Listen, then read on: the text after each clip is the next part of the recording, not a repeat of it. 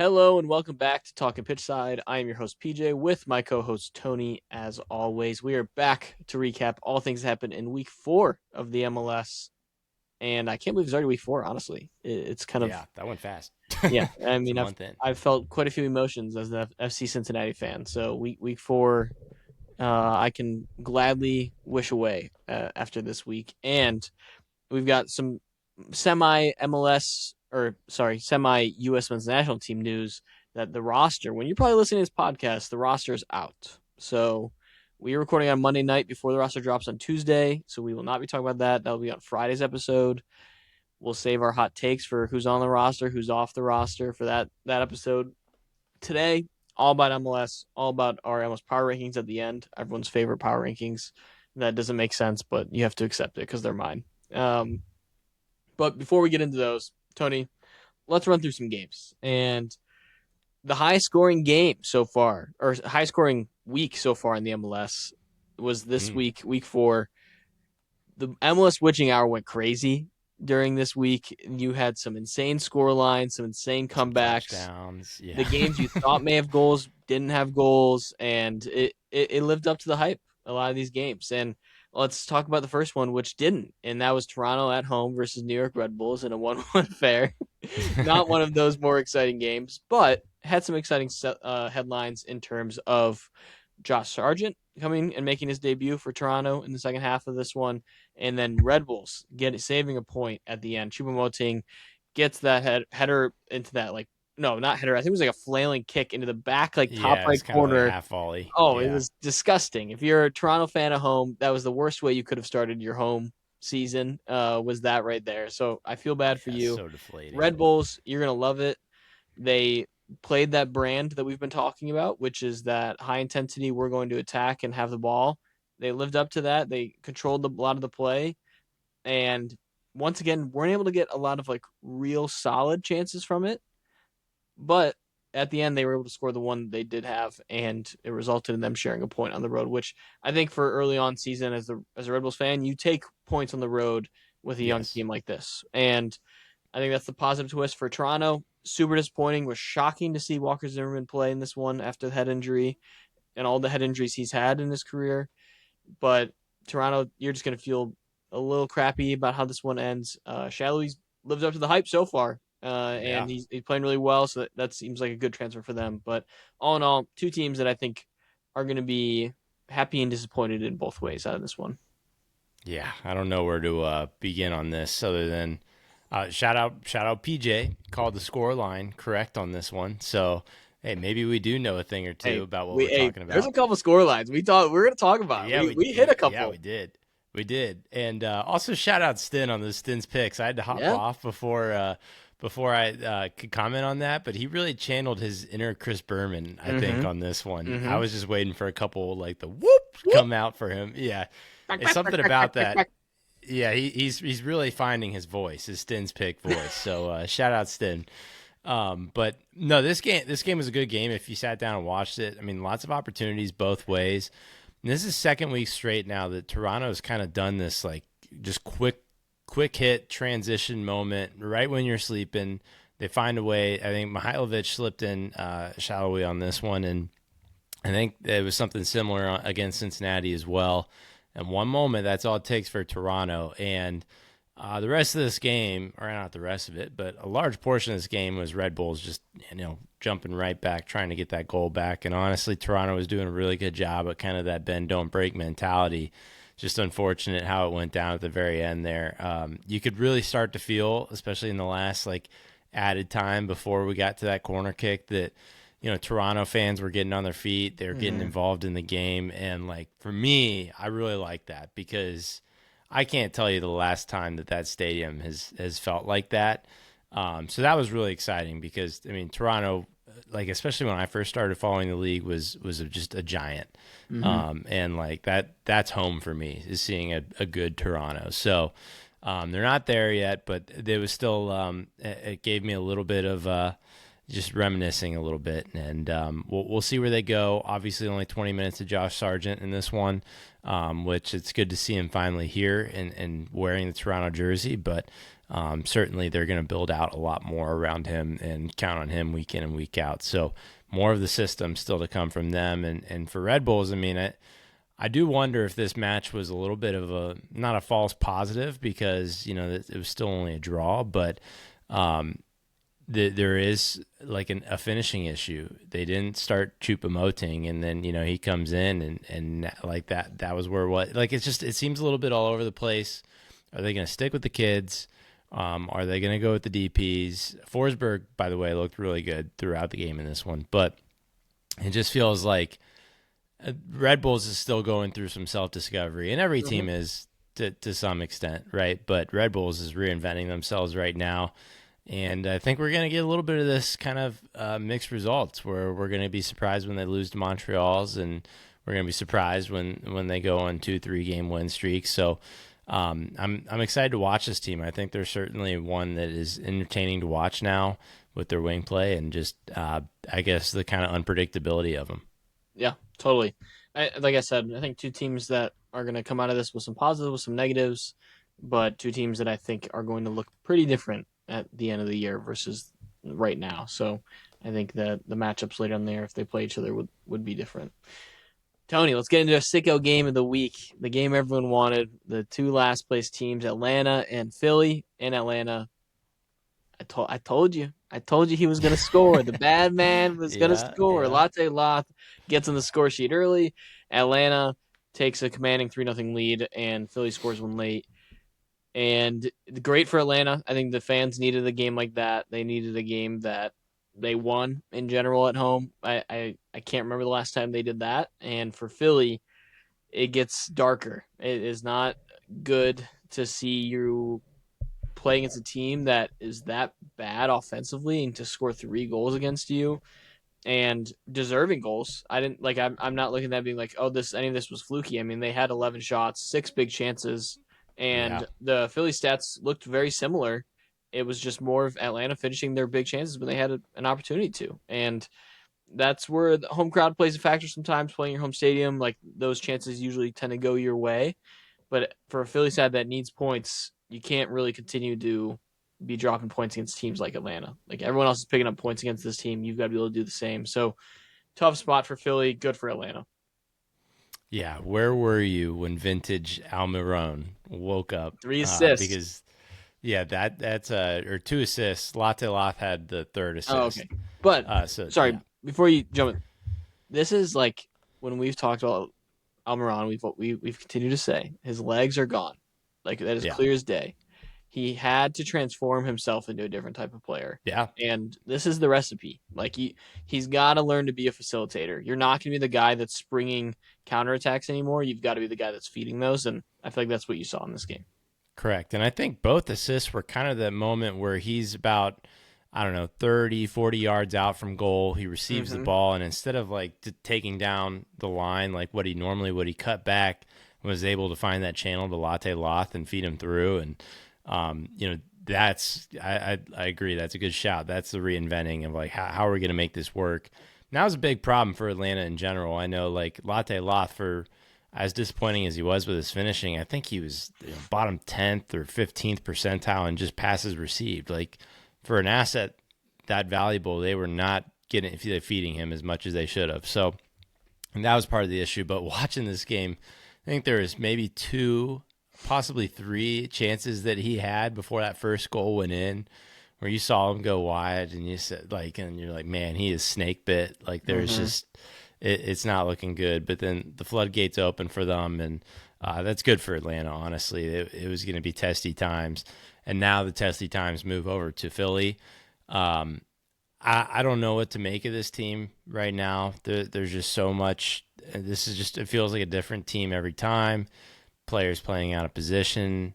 I'm not sure how much you can pin on Bradley Carnell when Ernst Tanner, who, another piece of news here, is officially suspended, I guess, until June.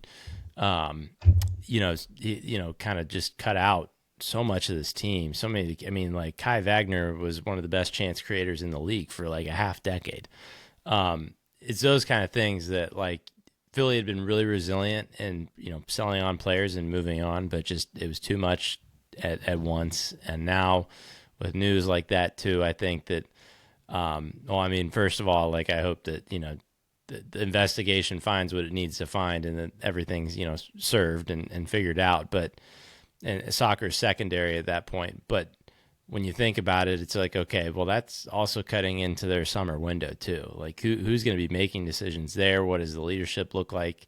The front office. There's just a lot of ways that it's just like, man, it keeps getting worse for Philly and on multiple levels. So I'm not sure what we're going to see here. I'm not sure that Quinn Sullivan coming back in a couple months is going to fix anything. Um, it's really it's a dark cloud looming over Philly at the moment. Yeah, quick side note, the Ernst Tanner thing is just funny. I just I'm this is me being negative. I don't know what this really does. I'm just like this. He's still going to be calling the people and telling them what to do and what. Sure, And yeah, yeah, this is feels like a nothing. Then that's disappointing because I think he deserves more for what the stories are, what's been written about it. So that's disappointing. But football, Philly's in a bad spot, and that's not going to help. It's just more storylines, bad news around them, and it's going to be a tough season. And it's crazy to say that about a team that just won the Supporters Shield last year. But right. if you look at the top of the Eastern Conference early on this year, it's not pretty. So that's been a weird season so far for the Eastern Conference.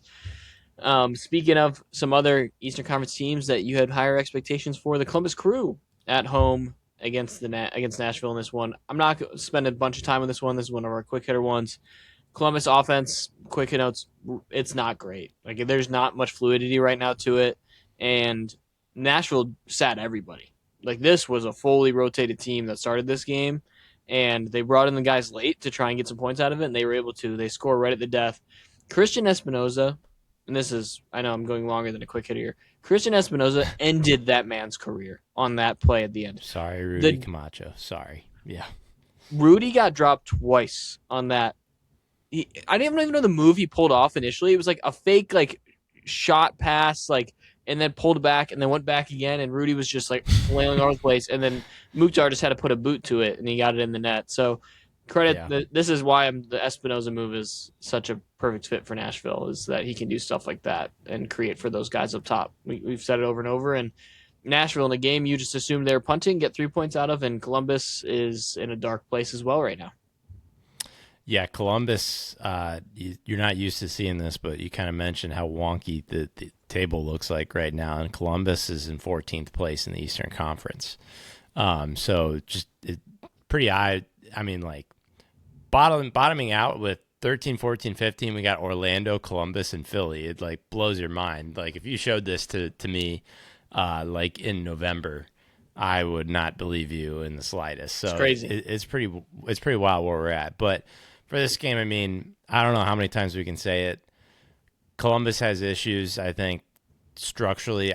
Defensively, I guess they held up, but I honestly think that's more of a plot for Nashville, for the kids to keep it 0-0, as late as they did, and then said, okay, well, when we run out our DPs to get their cardio and make sure they stay sharp for Miami, they're able to make something happen, and that flips a game into 3 points for them. So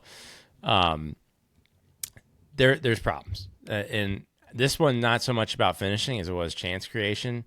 I don't think the Crew ripped off a shot inside the box. I think in terms of XG, every single shot was considered poor at best. And yeah, it's not good. This one you can't pin on Abu Ali or Rossi alone, because it wasn't hey, there was 3.5 XG chances and we missed all of them. It was no, nothing was created. Andres Gomez, I think, looked okay for what he was to start, but I kind of think it's a Rydstrom thing, and just not that he's at fault. I mean, sort of at fault. It's just new. It's new. And so they're trying to figure out where everybody fits. I'm sure in the summer they're going to have a busier offseason than a transfer window than as they did in the offseason.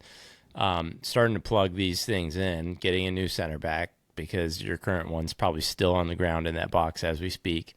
Those kind of things, I think the Crew have some building to do. So that's the issues there. And Nashville, I mean, we can hype up Nashville. We've done it all the time. Like I said, I think that was a good test of depth go on the road, Mm-hmm. kids hold it, make it doable for the Stars, and they did it. So Yep. Yep. Credit to them. It'll be interesting to watch this Columbus story play out and how they bounce back with Rydstrom. Moving on, another game I really don't want to spend a lot of time on. Charlotte and Miami drawing at Charlotte. Completely rotated Miami side. This was very rotated. Reguilon played a good amount in this game. I think it's good for Miami because he needs to get his fitness back up. He's back for them, and I think this is disappointing for Charlotte. You're not playing Messi, and you got to win those games against Miami, and I'll leave it at that. yep, they ran out Suarez and the pups, and again, kind of like you said earlier, a draw on the road. You win at home, draw on the road. That's a recipe for success in this league. That's all you really need to do. I'm a big believer in that, and that's what they did here. And yeah, I think this, like you said, is a little bit more of a testament to Charlotte not being able to break in through this rotated Miami team. Offense just looking really dry. Not sure. I haven't done a deep dive on them yet to understand, I guess, where that's coming from. But they had their looks. They generated 1 xG, but that was off 11 shots, 2 of which were right on the edge of the 6. So it's not like that they weren't getting any looks. And I don't think this is I'm trying to pin Tokomati in this by any means either, but there just seems to be a little bit of staleness there. I think it's hard to imagine Zaha being with us much longer on the Charlotte team. I think there's just some changes afoot there as well. Mm-hmm. Totally. Moving on here, we have NYCFC against Colorado at home. NYCFC continue to dominate, Tony. This is a good run they're on. Good early season showing. They're shutting me up to a large degree so far. Colorado side that I've been pretty high on. I think that they're going to be solid this year. And really, this game just came down to NYCFC finishing their chances because both teams had shots in this one. I was impressed with Colorado and how they created chances on the road. And, playing at Yankee Stadium, it's not fun. And NYCFC is just more used to it. And they're able to finish some gross chances at times and get the win, all 3 points at home. But another pretty dominant win for them. Yeah, there's not much more to say. Like Nico Fernandez has just been an absolute beast. Gets a brace in this game.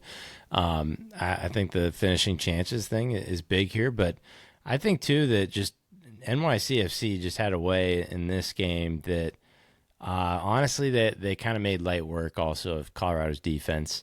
I think that the number was like they went into Colorado's final third half as many times and scored 3 goals opposed to Colorado's 1. So there's some high efficiency there.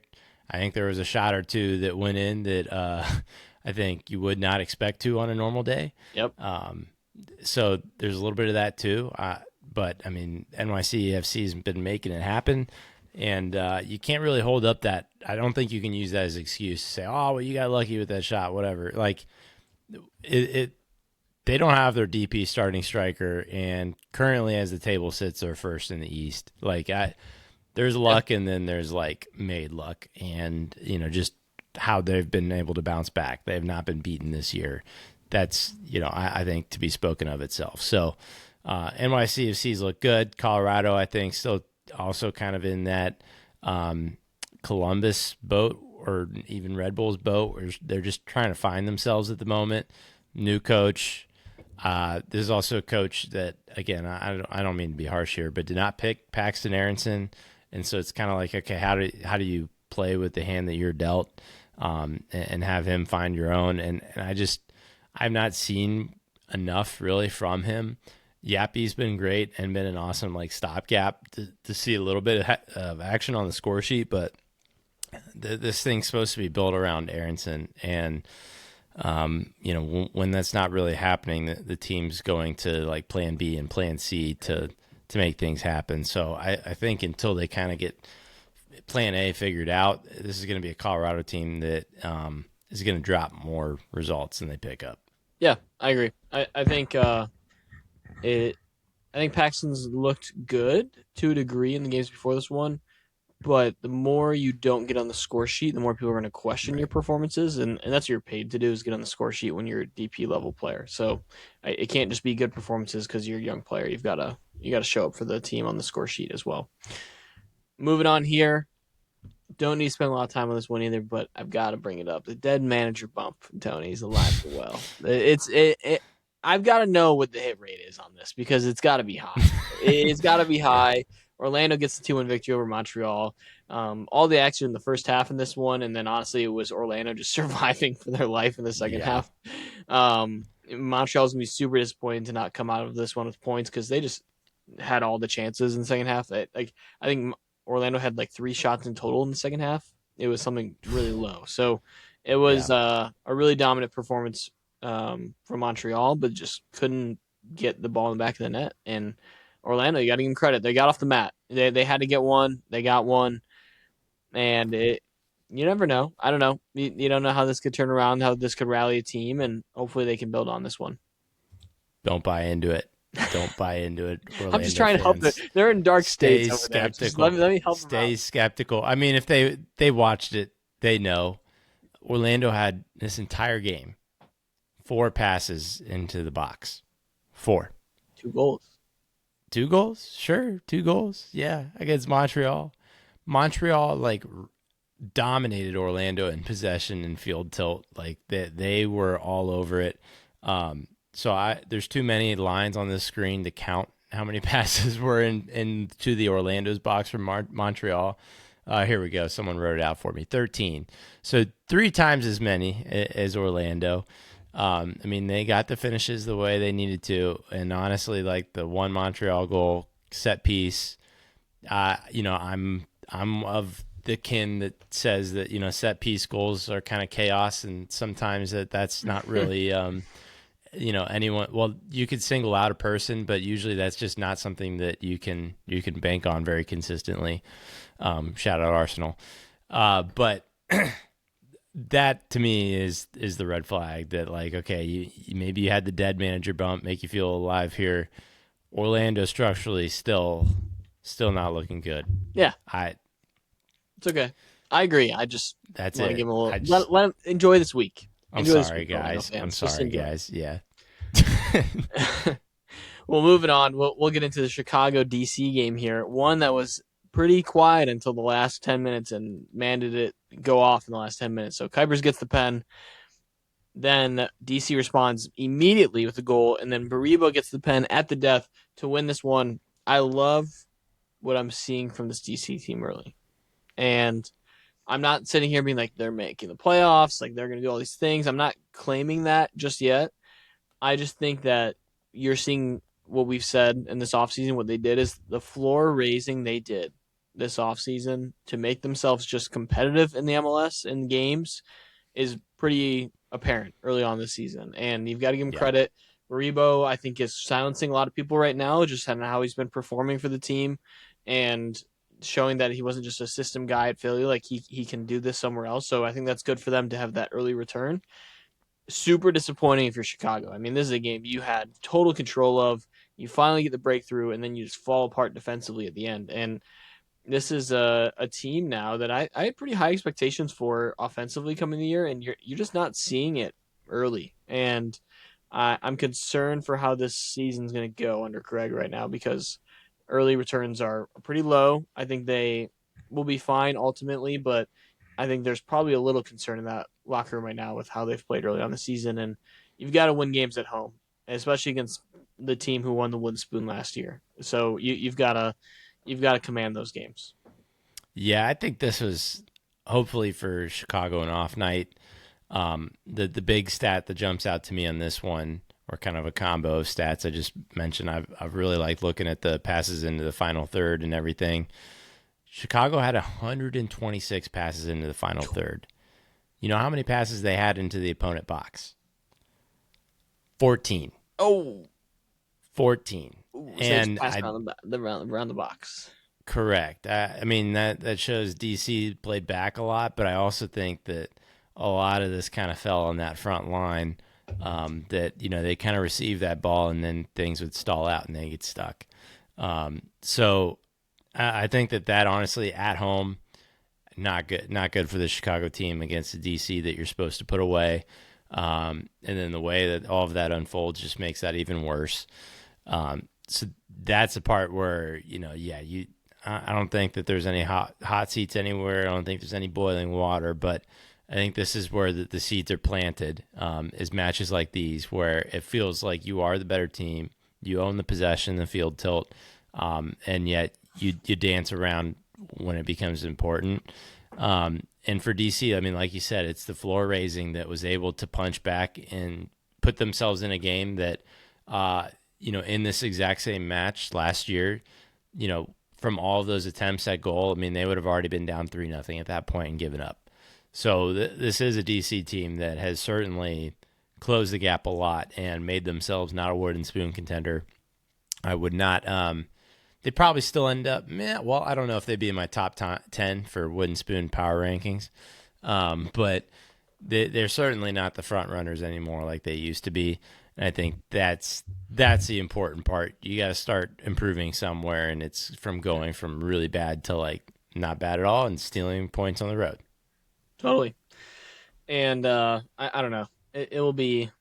I'm worried. I'm worried for Chicago. I don't know why the vibes around it just are concerning for me. It's just not, and it's early. It's week 4. I know. Yeah, yeah. Continuing on here, one of the more exciting games of the week: Dallas against San Diego. I think I claimed this one to be the ass kicking of the week. Thought it was LAFC St. Louis. Okay. I was concerned. I was like, is this I'm the giving one you an I out. said that it was going to be? I think I still said San Diego victory, which early on, I think Yeah, this was one. I wasn't watching. I was getting updates on my phone. And I was like, okay, that one's over. Like 2-0 San Diego early. Like you can, usually in those scenarios, you can be like, okay, this one's as good as done. right. And then Peter Musa happened. And this guy, it's incredible what this guy's able to do without another attacker on this team that's consistent at all. And he gets the late equalizer at the death. And after, I mean, there was 3 penalties in this game overall between the two teams. Like there was a lot of like sloppy defense in the box, and you got to give Dallas credit for getting off the mat in this one. I mean, at home you want to win those games, but in the end, like they produced better chances, and Yeah, they deserved, I think, a point out of this one. I think San Diego's going to be kicking themselves. I think the double game weeks probably play a factor in these type of performances on the road. You get a little tired legs after an early jump. So I think for Dallas it was important. They needed it. San Diego going to be kicking themselves, but I think they can also just admit that Peter Musa especially deserved to get a point out of this game. yeah. I mean, like I said, the only thing I knew for certain about this game was that the guys that got the red card in CONCACAF would go 90, and they did. And Vartson got a goal in this one.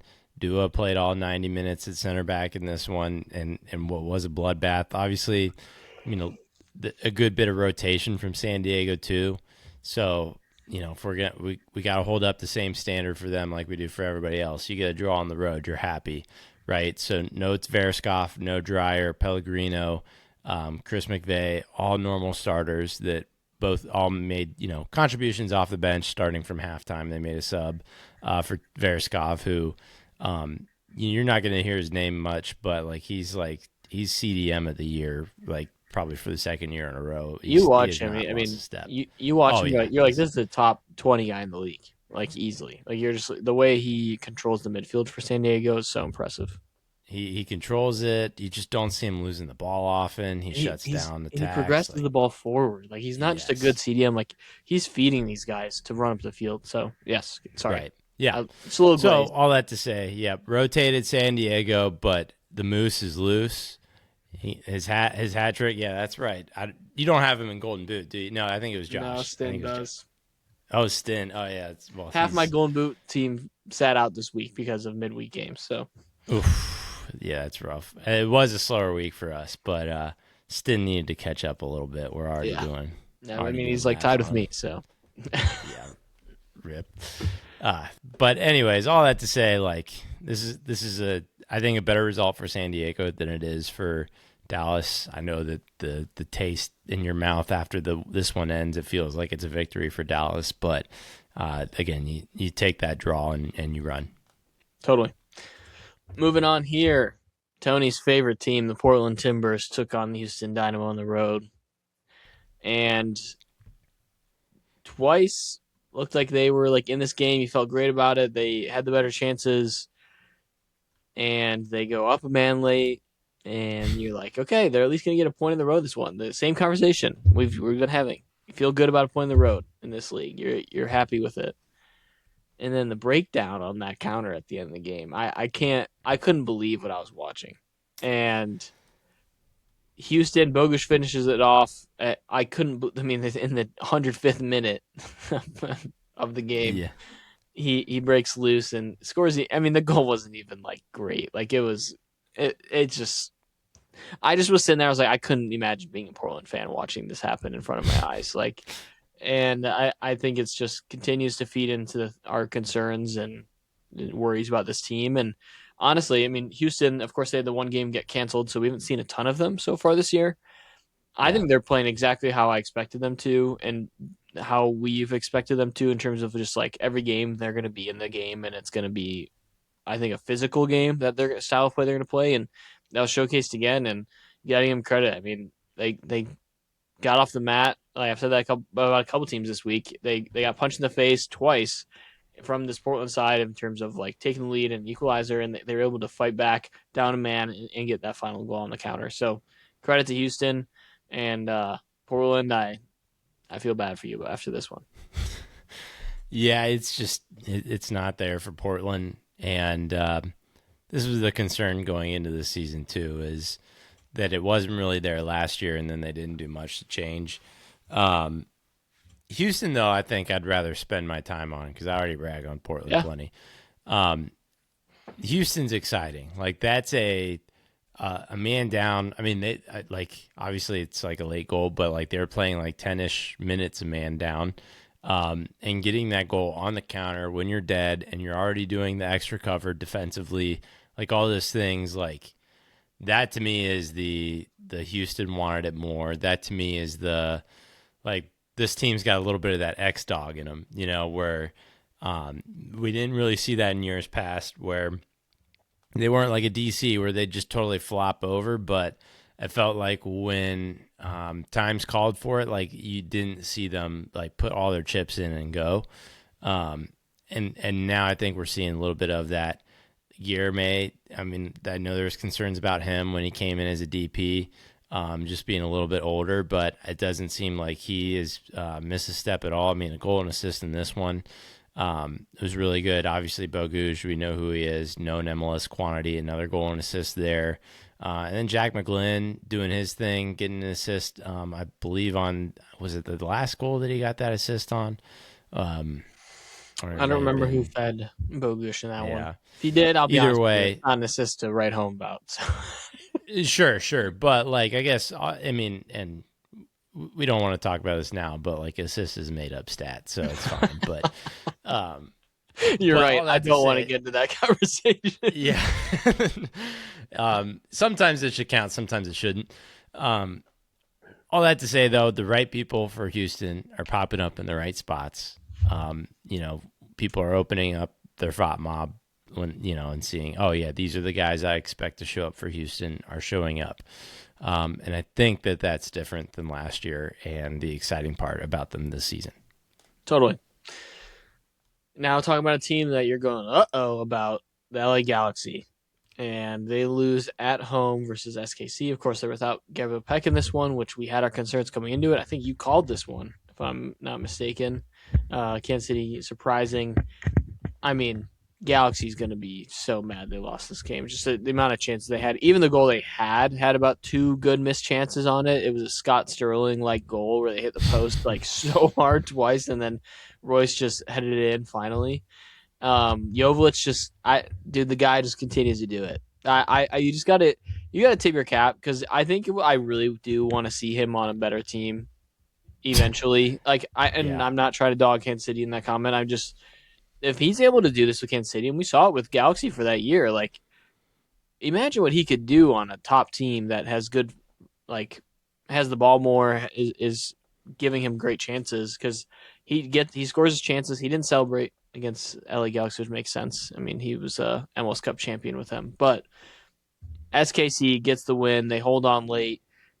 Probably didn't really deserve this one, if we're being completely honest, but you got to give the team credit for going on the road and bunkering in after they get that lead and holding off a team like the Galaxy. And I think if you're a Galaxy fan, you're going, "Oh God, here we go again," because that's what this feels like. And the only guy in Gabriel Peck that's creating anything wasn't on the field, and you could feel it. Like it just was not there for them totally, and they really should have finished more, despite not even having Gabriel Peck. Like they had their chances. Yeah, I mean, the focus for them was next week or in the coming days. I mean, Galaxy were heavily rotated with this one, so I don't. Again, I want to credit Jovic, but I don't really want to credit Sporting Kansas City, and that was also sort of the predictability of this was, uh, all these teams field playing twice as many games, but there's some that are built out a little bit differently than the Galaxy are right now, and Galaxy just aren't able to take that blow at the moment, even if it is playing against Sporting Kansas City at home. Klaus only plays 60 minutes in this one. Obviously, Peck was suspended, so he's not here. Paintsil's hurt. He wasn't here. Amiro Garces also hurt, not in this one.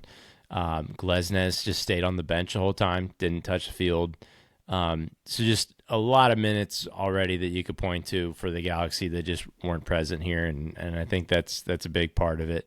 I think it's But to your also point, I think it's also part why I'm like, if you're a Galaxy fan, you're like, here we go again. Like you just listed off multiple guys injured. Not I know that they're right, rotating for other games, but you're also listing off guys that are already injured, guys that already have red cards. Like that's what happened last year. It's just the injuries and stuff right, piled up, and then it was like you kept being like, okay, we're rotating, we'll eventually get to it, and that never came last year. So that I think that's where you tell yourself as a Galaxy fan, like the back of your head, like you're probably like concerned, being like, okay, I don't want to start the same way we did last year, and now it's not going to be as bad because yeah. they've actually won a game early, but you've got to get some points early in the season to like calm this fan base down a little bit. Right. And Galaxy fans, it's just unfortunate for them too, because now they're just entering year two of saying, well, when Puig gets back, Oh, and, they're caught in this kind of in between purgatory of like, what this team looks like. And this year certainly seems like it's going to be a lot more stomachable, but it's just, yeah, it's one of those things where they were not really in it for this game. And credit to Sporting Kansas City. I mean, they were able to strike on an opportunity that the MLS gods gifted them here with a road win for a team that we're worried about for the wooden spoon. So to be able to pull off something like that on the road, I mean, that's pretty important. So shout out Sporting Kansas City, fighting the demons a little bit there. totally. Moving on to the team, I've been telling people to get on the train. I've been saying, do it, hop on the RSL train. And Tony, by the way, that has caught wind on social media, like not from me, of course, but just in people are noticing RSL right now. And Yeah. I don't know if you guys watching this game. I watched some of it. It is fun to watch this team on offense. Like they have an offense that is attacking, that is in motion, like they're working together, and it was exciting. Of course, this one wasn't as pretty because you had like an own goal. I mean, that's an own goal, forced own goal in my opinion, into the late winner in the 88th Yeah. minute, and Diego Luna appears from the the bushes in this one. Of course, like U.S. Men's national team camp starts, and I just imagine him like Homer Simpson, like coming out of the bush instead of back into it. And he's just like, I have to be in this camp, or I'm not making the World Cup. Like, Yeah. I think he may still be hurt to a degree, but he can't show it. He's got to be able to go to this U.S. camp. So it was good to see him back on the field. And for Austin, more of the same. I really wished that some of these moves would help their offense. And it looks exactly the same. I don't feel good about it. And RSL deserved this one. They got this one, and they continue to roll. Yeah. The RSL train is one that I admittedly have been on since last week. So I mean, hey, I'm here for it. I'm gonna ride it out until it crashes and burns. I don't care anymore. They are the 2026 Vancouver Whitecaps in terms of like who just popped up on the scene out of nowhere. They've been really exciting. The kids have just been giving them crazy performances. I think that from what it sounds like, appreciate and watch Xavier Gozo as much as you can, while you can, because his time in MLS is probably pretty short. He seems to be on to bigger and better things eventually, but no, this is an RSL team that I think a lot of people can rightfully be just really high on. And, we can play the injury game with everybody, but RSL has that list too. And they're digging into the bench, they're digging into the academy, and making it work. I mean, the guy who hit the game winner, Spearings, have you heard that name before? Because I had not. And like just a 30-year-old Dutch guy that was just chilling in the back roster spots of this RSL team. But everybody, like, they're firing on all cylinders. They're getting winners from this man. That kind of shows you every avenue when there's a question asked of them, they're answering. So that's a lot to say for 4 weeks in, but it is really exciting for RSL. And for Austin, I've kind of said this, that Owen Wolf injury just seems to really kind of keep things really stuck for me, just because I think that a lot of personnel falls into place. You get Facundo Torres out wide, and Rosales on the other side, who was really good for Minnesota last year. If you can get Uzuni out of that lineup, and hopefully by this time when Vasquez is in, you see an improvement there. Like, I think there is hope for this Austin team, but it's kind of like a shorter term. Well, when Puig comes back, that they're going through right now. Totally. And it's yeah, it's tough. I don't even know how much Wolf is going to like change the long term success of this team. Like, I just don't know if they're going to really be able to compete in the playoffs with this roster that they have together right now. And I think Uzzi's really holding them back. Yeah. Moving on here, last game on Saturday, LAFC. I don't think we need to spend too much time on this one. LAFC win this one 2-0.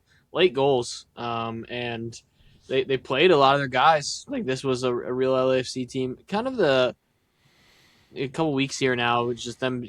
It feels like, not, I don't want to say sleepwalking because that's disrespectful, but just like knowing that they're better than teams and not really showing their best version of themselves and still getting victories. So I think it's my only concern right now is, like, are they going to get a wake up call here soon and get smacked in the face by somebody that's a little more talented than some of these teams they've been playing? And I think for St. Louis, it's just another day in the office, and that's going to look like on the road quite a bit this year. So Business trip. yeah, good for LAFC. They're still playing this like counter-attacking style, in my opinion, and even though their coach doesn't want them to, and I don't know, I think they're kind of fighting two different styles of play right now, which might be holding them back a little bit. And I'm just shocked they keep playing guys in every single game so far this season. Like, they're going all in at all times. So credit to them. We'll see how it plays out in the midweek. Yeah. This is the second game. I mean, in a way, this was a lot like the Dallas game, where it felt like, or when they played Dallas at home last week, where it felt like they should have had better control of this one, that they should have put them away quicker, and they didn't. I don't know if it was kind of a playing with their food type thing or more of an inability. And all these goals these last few weeks, if it's not Bawanga, then it's either Chouanier who will get the brace in this one with both like two long range shots that were both really nice. Don't get me wrong, but I would not call repeatable. Before that, they were leaning on Delgado and I'm blanking Estacio. No, for the goals against Dallas. Oh, okay. Yeah. So just, it's kind of like, hey, who's the six? What's that loose ball going to fall to you? And then, have a go from 20-25 out. Hope it goes in. Just in terms of the numbers there, like LAFC scored twice on poor chances. They did not generate even a good chance in this category. So I think that's like over 0.2 or 0.25. So really chipping away long distance, low probability shots in this one. And fortunately for them to go in, I think that's even lucky going against a goalkeeper like Berkey. But that's where it's like, okay, I mean, I guess good teams find ways to win, but I keep saying this and I feel like I keep watching the same thing where they're finding that magic moment, and that's all fine and good, but I'm worried about the just repeatability of it, or how many times they can dip in to the well and come up with a goal. So that's the part I'm worried about with them. I think defensively, we haven't really talked about this, but I'm not even sure. Have they conceded a goal yet this year? I don't think they have. Did they in their third game? No, that was Dallas, I No, they have guess. not. Yeah. And while we're saying this, I think they're the only team in the league that has not been scored on yet. Yeah, San Jose was the other one, but they got scored on. So Yeah. So, hey, this is a really solid foundation, at least, that we can be talking about how do they find ways to break down other teams and not like, oh man, they keep slipping up goals, we better outscore our opponent, kind of thing. Like I think it's an okay problem to have at this point in the season, but certainly something to watch. totally. Moving on to the game we don't want to talk about, FC Cincinnati losing 6-1 on the road. One of the two games that were a blowout on Sunday. This game, FC Cincinnati led in this game 1-0 and then allowed six consecutive goals, four of which before the red card from Dado Valenzuela. A rotated Cincy side. I've been trying to talk myself off the ledge in terms of not overreacting to this one, but we've texted about it. We have a group chat that talks about these games. I don't see, I think this is similar to what we've seen last year, and I think the defense really held strong for FC Cincinnati, but the lack of offensive identity in this team, like I don't know what style of play they are right now. Like if you asked me to describe how they want their offense to look, like ideally, an ideal world, I don't know if I could give you a straight answer because it feels like some games they try to create through the middle, some games they try to go to the outside and play from the wingers, and there's no consistency. And I know the midweek games might be affecting that right now, but I feel like that's what we saw at times last year as well. So it's concerning to me as a fan of that team, especially like that is my team, that you have all this money in the offense and there hasn't been fluidity to it. And yes, injuries have happened so far this season with Evander and some other things have played a factor. I just don't want to keep using more excuses, and I think that's where I get frustrated. Is I need to see consistency in some degree eventually. It's week 4. It can totally change. I get it can change. I just don't know how you go from midweek beating Tigres 3-0 to losing to New England 6-1. All respect to New England, they deserve this win. They dominated this game. I cannot say enough good things about how they look today, and yeah, it was the defense I don't think played well today. The offense didn't create enough today, and it felt like guys were just like putting their head down and kind of just like moseying along, especially at after halftime. It felt like guys were not clocked into this game at all, which I think a lot of Cincy fans are going to hear it. And I know Tony, you've changed your tone a little bit, but I'm pretty firm on it now. A lot of people are pretty frustrated with Pat Noonan, and that was happening before this year. And I think me and you said like ideally you want to get off to a good start to quiet that noise coming into this year. And all the noise around Pat Noonan is that he's a regular season coach, and if they do not look good in the regular season this first half of the season before the World Cup, I think there's going to be a lot of people that are going to be very frustrated in the Cincy clubhouse and fan base, especially. So we'll see. I don't see a world in which they continue to do this. Like it's not going to look this bad. I think they will bounce back to a degree. I'm just concerned if it looks like this right now during midweek games, and if they move on past Tigres, like how much longer is this going to look like this in MLS play? So I think Pat Noonan's about to start playing some guys more than once a week, is the feeling that I get after a game like this, because I don't think he's going to keep letting them just lose games in the MLS. Yeah, we could go a lot of directions here. I'll start with the game. I mentioned this in our group chat, but this was the Revolution's third game to Cincinnati's seventh. Like the miles already add up a little bit, in my opinion. Obviously, they rotated here because maybe they were a little bit surprised themselves going up 3-0 against Tigres in that first leg, and maybe kind of thinking that was a little bit of a wash. But when that opportunity presents itself, I think you go out and grab it. So therefore you rotate in MLS to make sure you can kind of seal that out.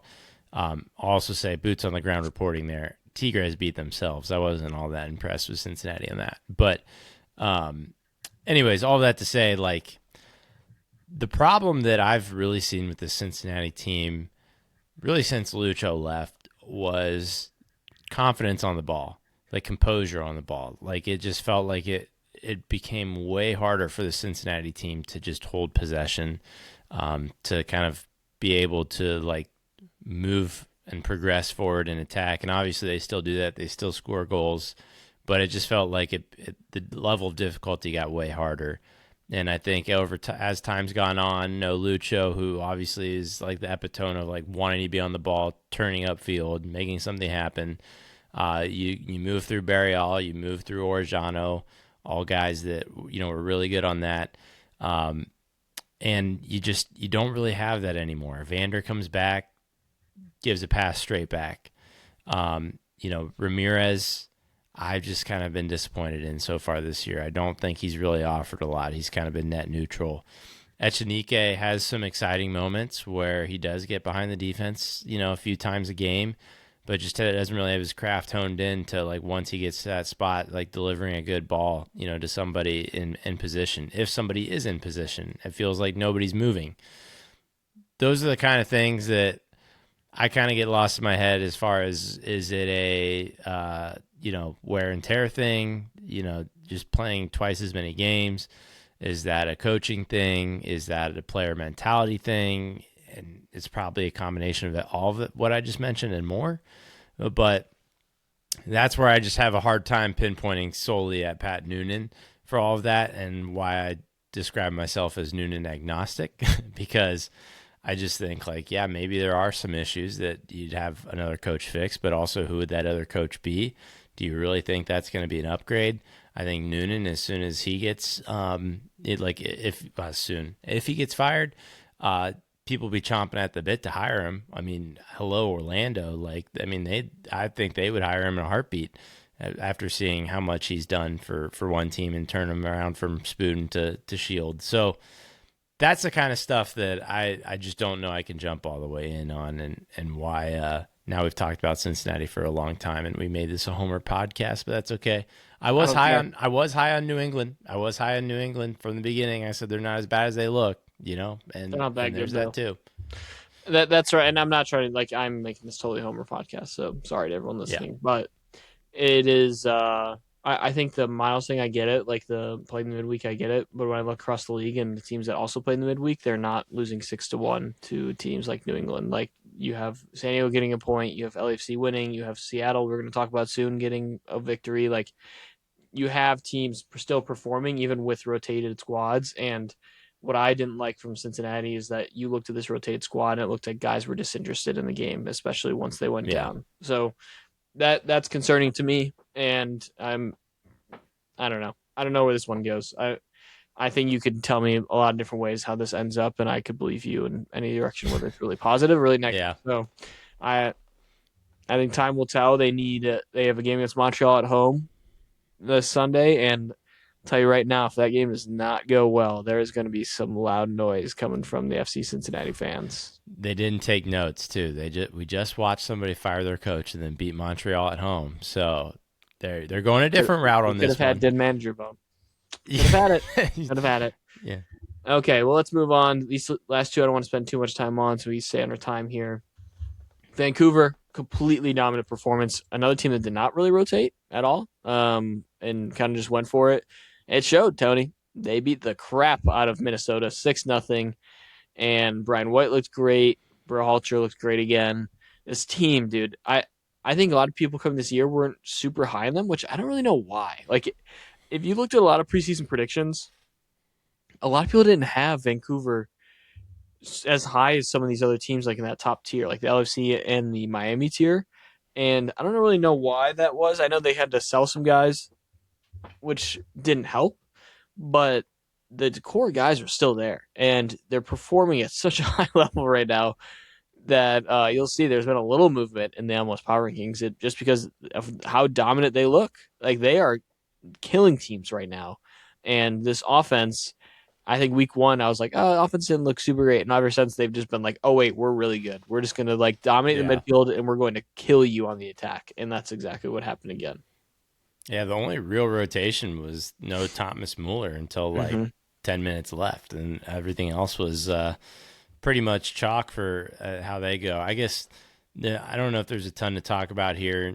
Obviously really shocking, honestly, more from Minnesota than anything. But Brian White, I wanted to talk about for a second and ask you because, I mean, obviously we got the men's national team coming up. And I know, I just wait. I don't think he's making the roster, but do you think, has he gone up any more pegs for you based on There's how too the many beginning of guys. the season has looked. He won't. There's too many guys for him to actually get a call up in this camp. I just think that they'd rather take a risk on a guy like Ricardo Pepi and Haji Wright and like even I think Patrick Hajiman's probably ahead of him. Like I don't think there's a spot for him Hmm. to compete. I don't know. We may be surprised. I don't know. I told you I I don't want just we're not doing the prediction game. I will see the roster when it comes out and I will you're right. You're right. react accordingly. If I was a guessing man, I would say that he is not going to be on that And I roster. agree too. I'm just a podcaster trying to make content. So just Not with your clickbait. yeah. So no, I mean obviously really impressive result for Vancouver. I am equally just I've said this, but just I cannot believe how Minnesota laid an egg like that because I don't think there really is excuses for Minnesota. Like the roster is what the roster is. James comes on in this game, which is just unfortunate for him. But I like I that, think what that's gonna what go are you down. waiting on now? You I think know? it's gonna go down as one of the worst signings. Like not the worst because it's really not costing them much. It's gonna go down Right. as one of those like, what was the point of this type of I signing. think so too. If he's gonna sit on the bench like this and then just not do I like anything. what is it? What are we waiting for? Like I'm just like Right. whatever. Well, let's continue on here. Last one, San Jose at home. Another train I've been pushing came to a stop for a short time Mm. here this week. Not because they played bad, and I think that's what I feel a little encouraged about leaving this game. This honestly was the San Jose performance of last year. It felt like where it was like they had all the chances in the world and they couldn't finish them. They dominated this game, Tony, from a possession and shots and chances, and they just couldn't finish one. There were a couple baffling ones too, where you were like, "How did the ball not get in the back of the net here?" And Seattle goes on the road, gets an early goal, is able to hold on for their dear life in that second half, and come out of this one 3 points. Give them all the credit.